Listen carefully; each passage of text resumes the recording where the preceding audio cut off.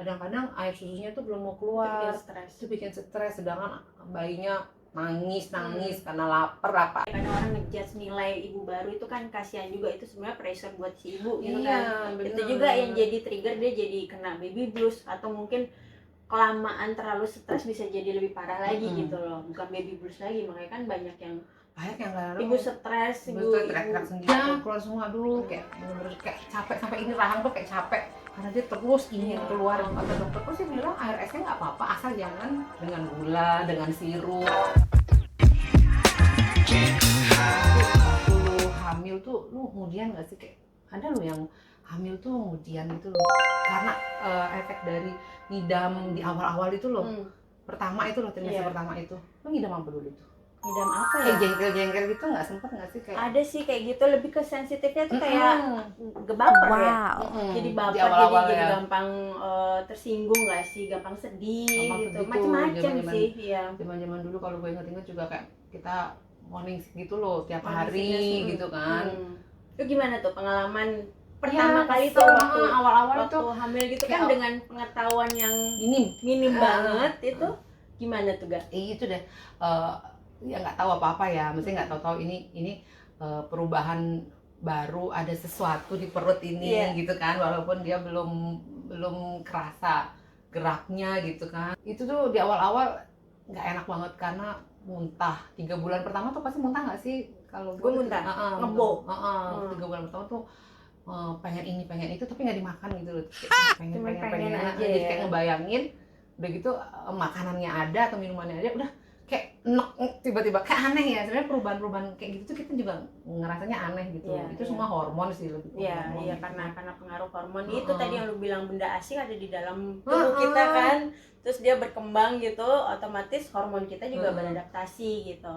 Iya sih, jadi kayak semua hormon kayaknya keluar juga kan, kayak jadi mood swing, aneh gitu ya, sesuatu itu aneh gitu. Terus udah gitu lah lama-lama juga mulai nyaman makannya tuh di setelah 3 bulan sih. Setelah 3 bulan, udah 4 bulan tuh udah makan enak gitu. Tapi lu ngalamin apa? Gitu maksudnya yang dibilang ngebok lah, yang nggak bisa ngapa-ngapain, cuma bisa tiduran, lu ngalamin nggak? Kan ibu-ibu kan beda ya, ibu-ibu aku tuh cuma mual aja, nggak suka bau spesifik apa-apa gitu aja, cuma tapi nggak tiduran aja, enggak. Tapi sampai keluar semua? Iya, keluar semua. Aduh kayak bener-bener kayak capek, sampai ini rahang tuh kayak capek karena dia terus ingin keluar gitu loh.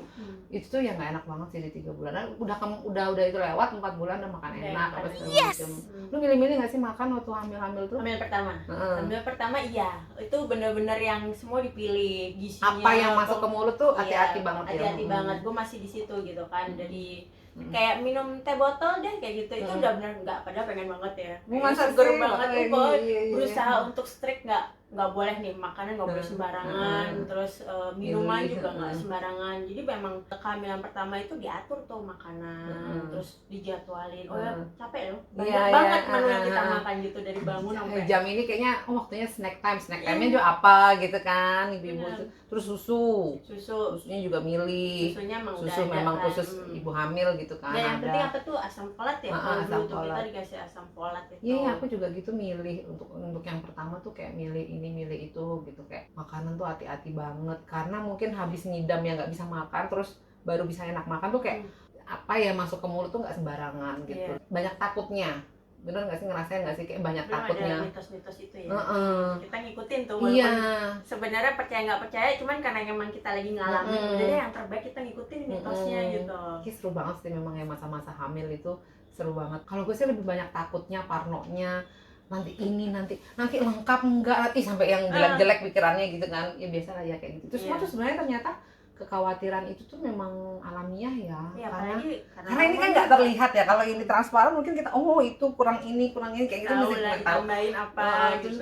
Karena kita nggak tahu yang di dalam gimana, hanya USG tiap bulan juga masih pada zaman dulu masih 3D ya. Makin kesini makin udah mulai kelihatan ya, udah kebaca. Iya kayak gitu. Jadi iya, semua itu kita pikirin sih, kayak dari makanan, dari vitamin, susu, dan apa, musik instrumental yang kita denger. Iya, aku sempat dengerin itu. Nah, makanya kan belajar kayak gitu, lihat gitu, ternyata bayi di dalam kandungan, janin dalam kandungan itu bisa loh mendengar apa. Jadi kayak diajak ngobrol, terus dengerin lagu-lagu apa sih, instrumental, klasik. Ya yang gitu dijalanin sih. Cuma yang aku nggak jalan tuh kayak senamnya gitu loh. Yoganya kan ada senam ibu hamil tuh. Ada ya. Aku nggak sempat itu. Kamu sempat? Karena udah banyak deh kayaknya yang kita kan emang pengen yang terbaik nih buat bayi kita gitu kan. Jadi dari makanan udah banyak banget tuh PR-nya. Belum yang komunikasi sama jabang bayinya gitu. Iya emang yang kegiatan di luar enggak sih, paling jalan ya. Iya, jalan olahraga ringan. Kan ada tuh senam hamil gitu. Aku nggak ngikutin sih itu kayak stretchingnya itu kurang begitu gitu loh, orang sekarang kan kayak di mana-mana cari ada, di mana-mana ada itu kan. Iya benar di sana kurang waktu itu.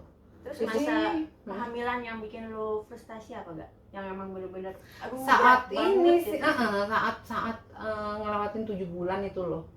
Jadi ke-8 mau terakhir tuh kayak menunggu waktu itu tuh udah semuanya nggak nyaman. Tidur aja kan nggak nyaman. Kita tuh kayak terlentang begah, juga kepala nggak mungkin, ke kiri nggak enak, ke kanan nggak enak itu terus belum lagi ada rasa gatel di daerah perut itu. Karena melar kulit kita itu ya. Bukan karena rambut bayi sih. Ya banyak yang bilang nggak tahu gua itu bener apa nggak sih. Makanya gua juga nggak bener apa nggak sih. Di komen ada faktor kita kulitnya melar, gatel. Aku lebih percaya itu sih. Karena memang dari perut segini terus melebar gini kan terus ada ketarik ya. Gitu. Itu bikin garis-garis itu tuh ya itu membuat merenggang gitu kulitnya. Itu membuat gatel. Nah yang mitos minum air es itu bener nggak sih Gak? Kalau dokterku bilang minum air, karena aku tuh aus banget ya. Kalau usia-usia segitu kan panas gerah gitu ya. Walaupun rambut udah dipotong pendek nggak ngaruh, emang kita udah bawaannya panas di dalam gerah sumuk gitu. Kata dokterku sih bilang air esnya nggak apa-apa asal jangan dengan gula, dengan sirup. Air esnya aja sih nggak apa-apa ya, yang plain gitu loh. Jadi kemungkinan itu karena gulanya yang bikin bayinya besar. Dan kaki kan juga bengkak kalau kebanyakan gula dan garam sih. Oh berarti kalau cuma air es aja nggak apa-apa. Karena saat udah ditelan kan suhu di dalam menyesuaikan menyesuaikan di lambung gitu. Jadi kayak apapun itu pasti aku tanya lagi sih. Saat periksa tuh kan pasti banyak nanya gitu, penting banget sih. Jangan malu-malu apalagi untuk kehamilan pertama ya. Jadi kayaknya harus banyak nanya apa yang kita nggak tahu gitu loh. Jangan. Jadi sebenarnya kalau air es itu nggak pengaruh ya ke berat babynya itu. Yang dingin, yang manis baru dingin pun nggak pengaruh asal bayi manis. Besar itu kemungkinan ya karena genetik bukan karena genetik. Iya, kadang yang masih segitunya ya kita mikirin bahwa dari janin tuh kita udah pikirin ya sebenarnya. Iya, mungkin malah mundur lagi sebelum punya baby pun benar-benar kayak kita nyiapin diri kita kan. Kita nyiapin badan kita harus sehat, makanan itu udah kita cek dulu kan biasanya ke dokter sama istri apa kayak sebelum punya baby itu kan. Apalagi proses kehamilannya emang hampir semua ibu-ibu ngasih yang terbaik sih buat makanya aku bilang kayak dari awal makanan yang itu kan ya awal-awal tuh kita milih-milih kan nggak sembarangan asal hap-hap aja. Itu ngaruh nggak sih?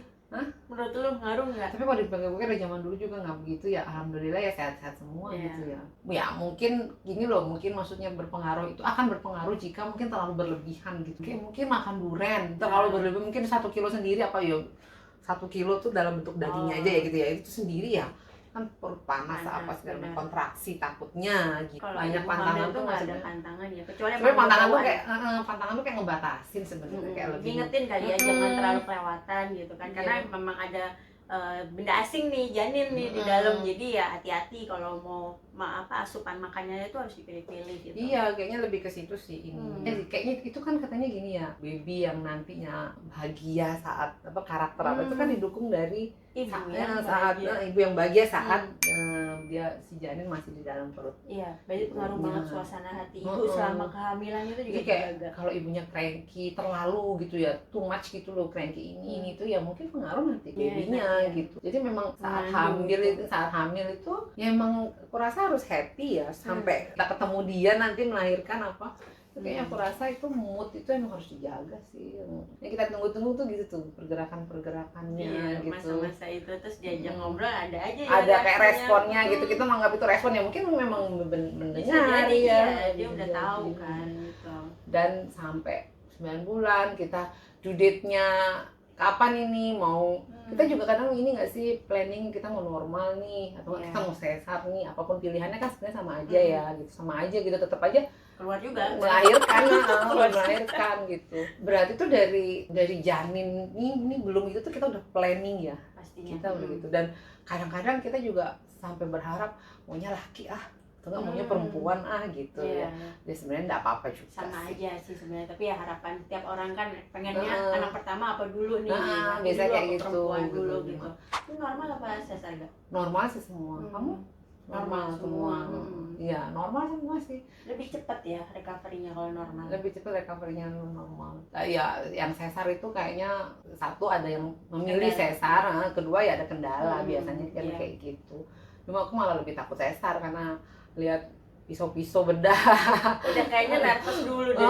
Kayak gitu kalau aku ya gitu. Jadi kayak takut duluan, udahlah normal aja lah gitu. Nah, gimana kan caranya? Kebanyakan ibu-ibu sesudah itu kan ngalamin baby blues tuh. Kan ya. Pasti nggak sih itu setiap ibu-ibu itu ngalamin baby blues? Tapi memang kalau setelah melahirkan itu ketemu bayi tuh happy gitu ya, terus kayak hilang kan semua sakit itu. Tapi kayak masa menyusui itu aku rasa itu deh, di masa itu deh yang kadang-kadang air susunya tuh belum mau keluar, itu bikin stres, sedangkan bayinya nangis karena lapar apalah sebutannya, dia butuh lah ya itu gitu, karena dia lapar itu nangis, ininya nggak mau keluar, si ibu merasa tidak memberikan yang terbaik gitu loh. Itu yang jadinya kayak pemicu itu ya, pemicu baby blues itu kan.